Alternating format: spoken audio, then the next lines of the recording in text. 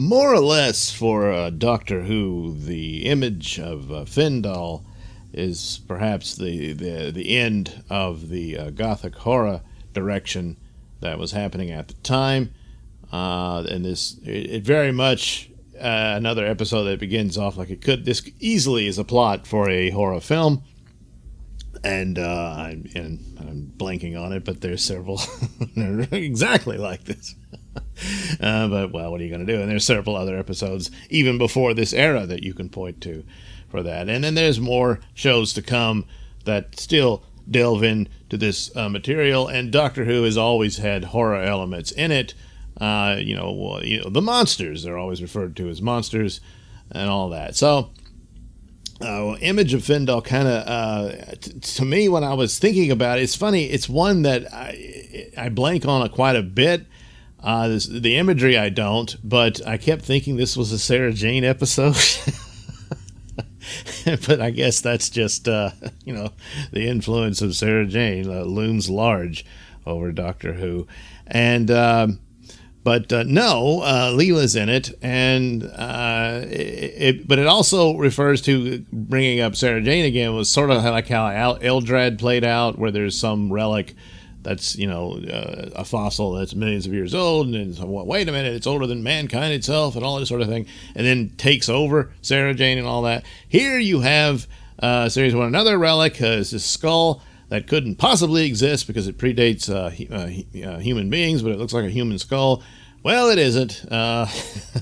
Another alien race or creature, if you will, that crashed on Earth or landed on Earth, what have you, buried, and then discovered by these scientists.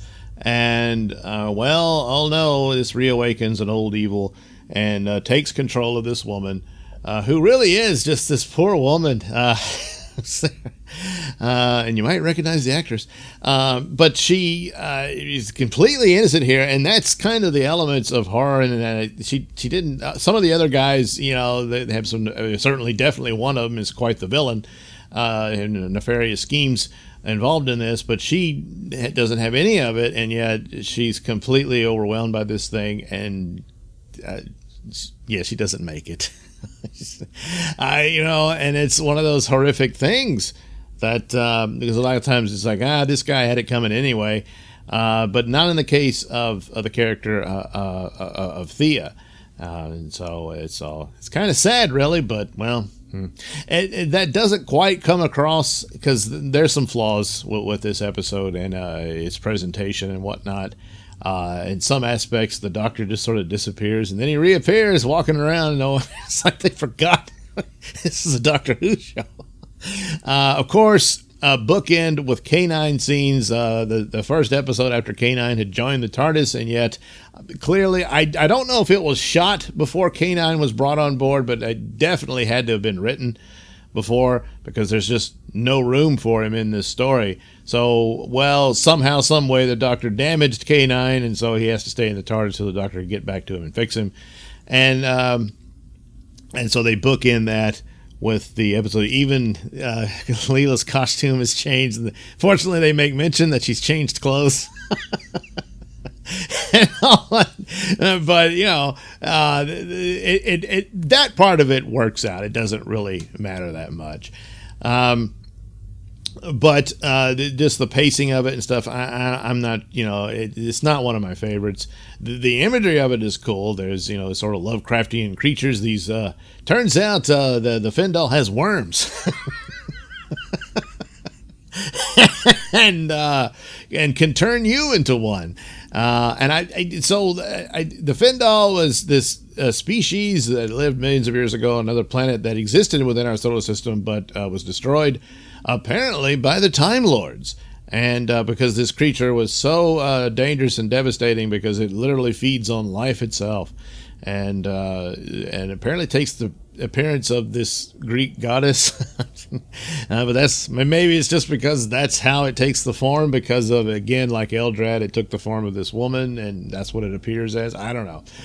At one point she turns into the worm, so I guess that's the real appearance. Anyway, And of course, the addition of the story, possibly this has an influence on humanity altogether, because all of this was building up to it, even to the point that the head scientist of this little secret project, his name was Fendahl.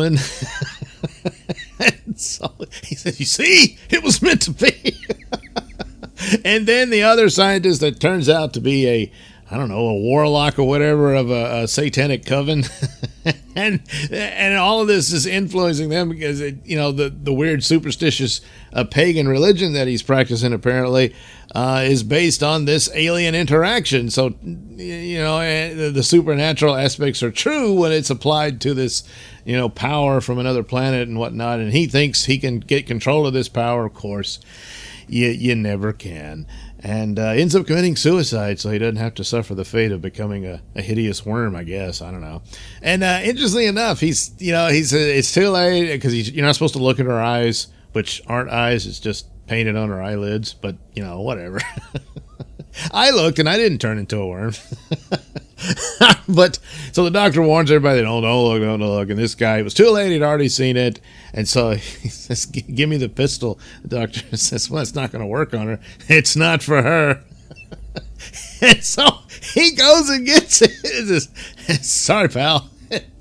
And, what's he going to do? So it was better off for him. So the guy, of course, shoots himself off camera, of course. And that's the end of him. And, he got what he deserved. Of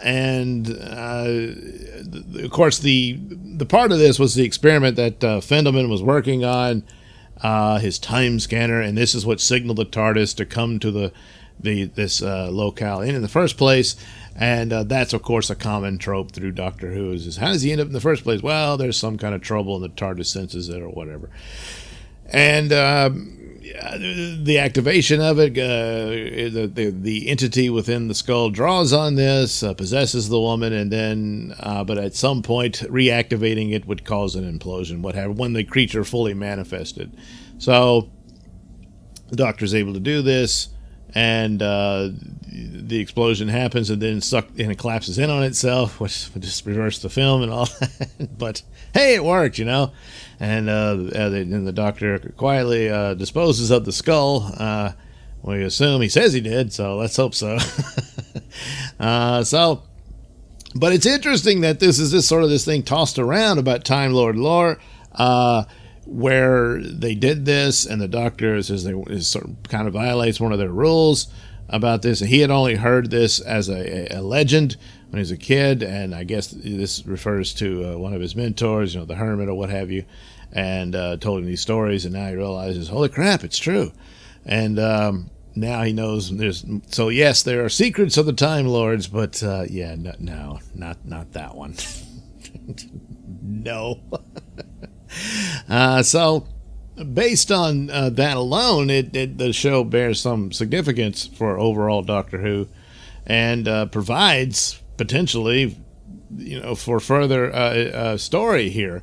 You could say that the Fendahl is, completely dead at this point, but back in time it wasn't. And what was the story of the planet and all that? I suppose, of course, anything can come back from the dead. How many times has the Master died and all this stuff, and Davros and whatnot?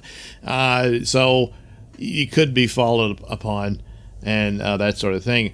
I just don't think it's that popular of a story, even though it has this little tidbits here and there about Time Lords and whatnot, and that would be of some interest in there. Meanwhile, the other high points, of course, Leela once again proves she's probably the most capable companion ever. Saves the Doctor's life again, saves him from the skull that's taking him over. And there's that, you can only go through the body language that the Doctor was unable to resist this thing. It was forcing him to do this. And that's how powerful it was. But then thank God for Leela, and so the Doctor, of course, when he first appears on the scene, when the scientists are aware of him and whatnot, and he's barking orders and everything, what do? They accept him immediately because he's a man, right, Jody? They put that stupid line where Jody's doctor says, "When I was a man, I wasn't questioning this." What happens to the Doctor when he first appears? Yes, he gets locked up. They never listen to him until it's too late. Boy, watch the show once in a while and you'll figure that out. But so he gets locked up, of course. So what does he do? Hey, he got the sonic screwdriver. It doesn't work. And then the door mysteriously opens later on, which you would, oh, someone did this. Yeah, I guess. Yeah. It doesn't explain it. It seems to have been lost or whatnot. But the thing about the sonic screwdriver is that this is the one thing where it should work. You could use the sonic waves to unscrew the hinges or what have you, and the door just comes off, or undo the lock, whatever. And but boy, the screws must have been stripped. They just spun around and he couldn't get it out. I guess. I don't know. But back then, the sonic screwdriver was not a magic wand. I mean, today, the sonic screwdriver, I don't even know why you need a TARDIS anymore. Just the sonic screwdriver, that's all you need. It can do anything. So, but still, you gotta explain who let him out, Yeah. Well, anyway, so it's an important aspect of, Doctor Who tropes and whatnot. But probably not the strongest one to end on this mood and stuff. The horror elements are there, the creepiness of it. And all of that, and cleverly blended in with science fiction, although this, of course, is taken from other shows and stories and whatnot, but still, a good use of the elements in its own way. But the presentation overall, I just didn't think was all that strong. But there's some interesting, powerful imagery here. Of course, the Fendahl herself and all that, and mood and atmospherics. Plus, boy, I tell you, that mansion they were in looks familiar, doesn't it? What are you gonna do? So, and by comparison, a great show, but not one of the strongest ones. Certainly not of this, gothic horror trope that they were pursuing at the time. So there you go, Doctor Who and the Image of Fendahl. Yeah. All right. We'll tackle the Sunmakers next time. Oh, that'll be a fun one. All right. Thank you for watching and listening. Why not like and subscribe and check out that link description below. That'll take you to my mini stores and have plenty of goodies for you. Hats, mugs, stickers, posters, all that goody stuff. Plus, you can head over to indieplanet.com and pick up a copy of my comic book Night Night.